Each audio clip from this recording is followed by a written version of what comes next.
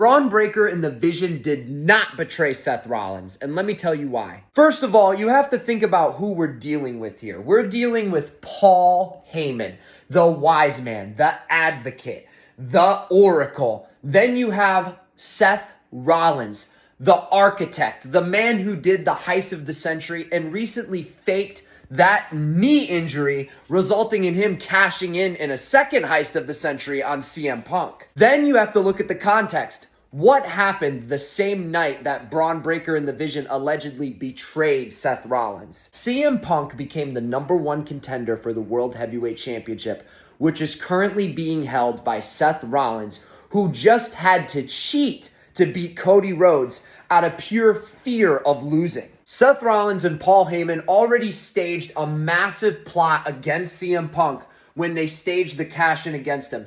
Is it really out of the realm of possibility that they had Seth Rollins take a couple hits for the team, all to screw over the person that Seth Rollins hates the most in this world, Paul Heyman's best friend that betrayed him? Would they really not do that to CM Punk? Paul Heyman just joined Seth Rollins 6 months ago.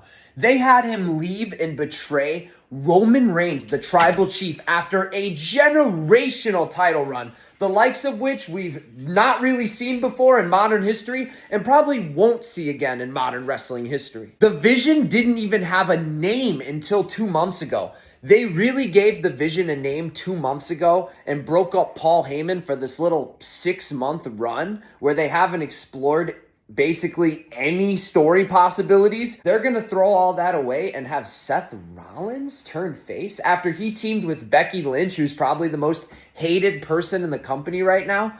They're going to have Seth Rollins turn face? Like, no, none of it makes any sense. If you really start to think about it, the Vision did not betray Seth Rollins.